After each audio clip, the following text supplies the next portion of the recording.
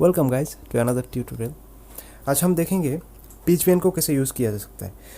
तो मेरे एक सब्सक्राइबर ने पूछा था कि पिच बेंड को कैसे यूज़ करना है उसके ऊपर एक ट्यूटोरियल करने के लिए, तो मैं आज वही दिखाने वाला हूँ। तो अगर आप जानना चाहते हैं कि पिच बेंड को कैसे यूज़ किया जा सकता है तो उसके लिए आप इस वीडियो को पूरा देखिए। फर्स्ट ऑफ ऑल, ये जो लेफ्ट हैंड में जो है पिच बेंडर, ये पिच बेंडिंग और मॉड्यूलेशन दोनों का काम करता है। अब अगर आपके पास कोई बजट कीबोर्ड है तो इसमें बेसिकली मॉड्यूलेशन नहीं रहता, और पिच बेंडर जो होता है वो व्हील की फॉर्म में होता है, व्हील की तरह होता है। ये brand to brand actually vary करता है।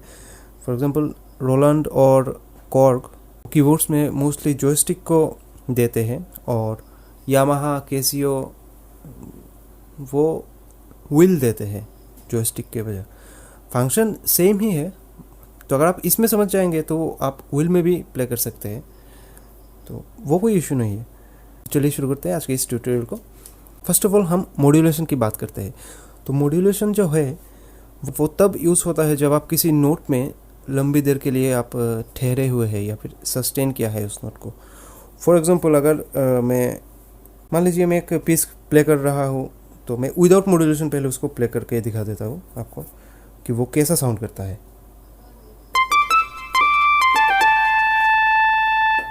तो ये विदाउट मॉड्यूलेशन है, और अगर मैं अब इसमें मॉड्यूलेशन ऐड करता हूँ तो ये कैसे साउंड करेगा।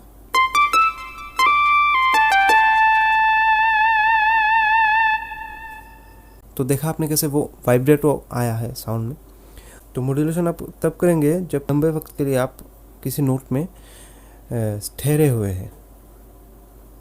फिर से दिखा देता हूँ।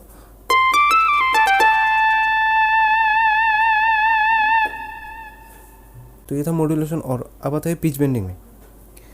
तो पिच बेंडिंग, जैसे कि इसका नाम से ही पता चल रहा है, ये पिच को या फिर नोट को बेंड करता है। तो आइदर आप इसको अप करेंगे या फिर डाउन करेंगे। तो अगर आप अप करते हैं तो पिच हाई होगा, और अगर आप डाउन करते हैं तो पिच लो पिच साउंड करेगा। बाय डिफ़ॉल्ट मैक्सिमम कीबोर्ड्स में ये 2 सेमीटोन अप या डाउन सेट किया हुआ रहता है, या तो ये 2 सेमीटोन अप साउंड करेगा या फिर 2 सेमीटोन डाउन साउंड करेगा।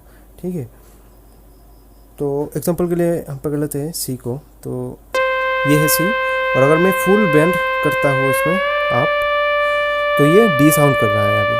ठीक है, क्योंकि सी से 2 सेमीटोन अप है डी। और अगर मैं डाउन करता हूँ बेंड को तो ये ए शार्प साउंड करेगा, क्योंकि वही सी से 2 सेमीटोन डाउन है ए शार्प। तो आप देखते हैं इसको आप कैसे यूज़ कर सकते हैं। फॉर एग्जांपल, अगर मैं एक सिंपल पैटर्न लेता हूँ, उसको विदाउट बेंडिंग हम प्ले करेंगे, फिर बैंड यूज़ करके प्ले करके देखेंगे उसमें।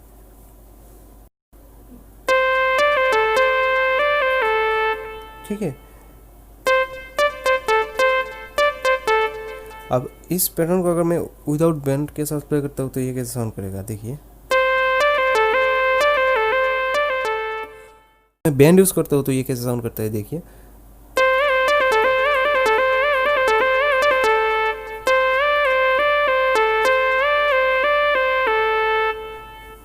मैं स्लो में दिखा देता हूँ आपको।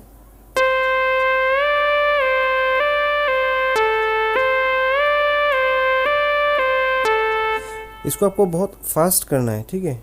मतलब ये जो बैंड होगा वो बहुत ही फास्ट मूव होगा। आप स्पीड की टेंशन मत लीजिए, पहले आप इसको स्लो में प्रैक्टिस कीजिए।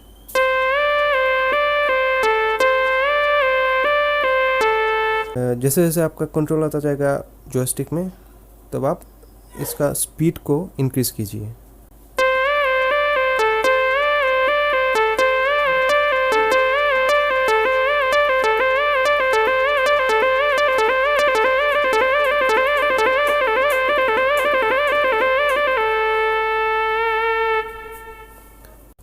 सेम इसी तरीके से दूसरे पैटर्न लेते हैं जिसमें हम डाउन करके देखेंगे।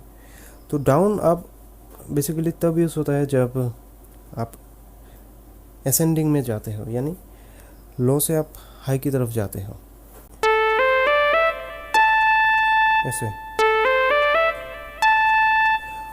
तो अगर इसको मैं विदाउट बैंड में प्ले किया अभी मैं इसको अगर बैंड डाउन करके प्ले करूँ तो ये ऐसे साउंड होगा।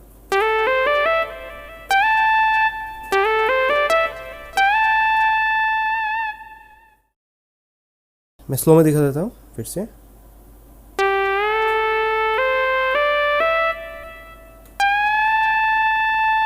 तो पहले आपको इसको पूरा बैंड को डाउन करना है, फिर धीरे धीरे छोड़ना है, ठीक है।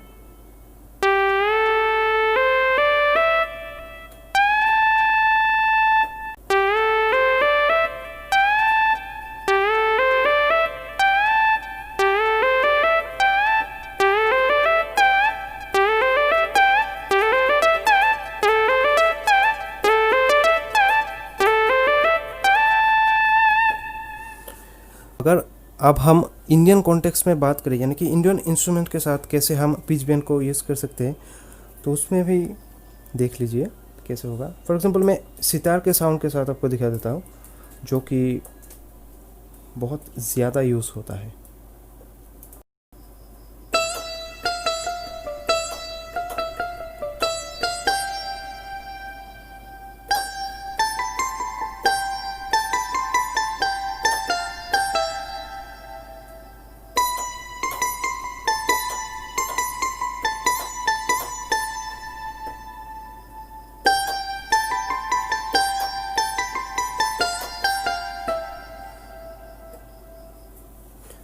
देखा आपने कैसे यूज़ हुआ ये।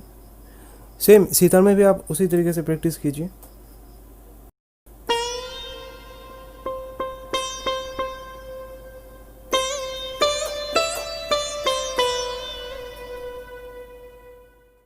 सितार में जो है वो थोड़ा धीरे से उठता है, इसको देखिए आप।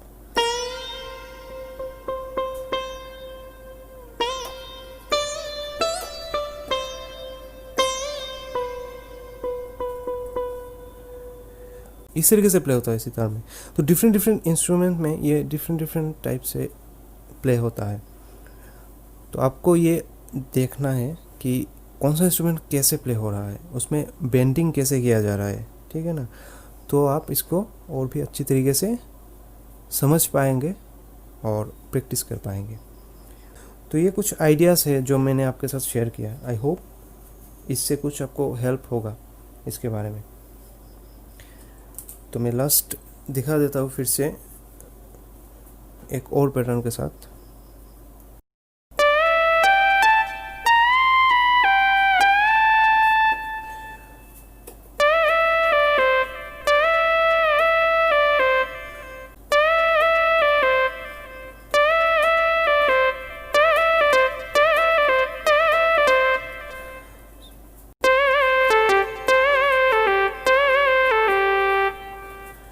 तो स्लो में देख लीजिए,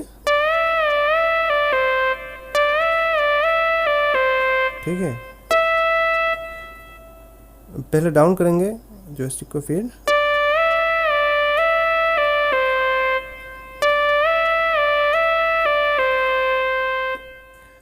और आपके वक्त ये होगा।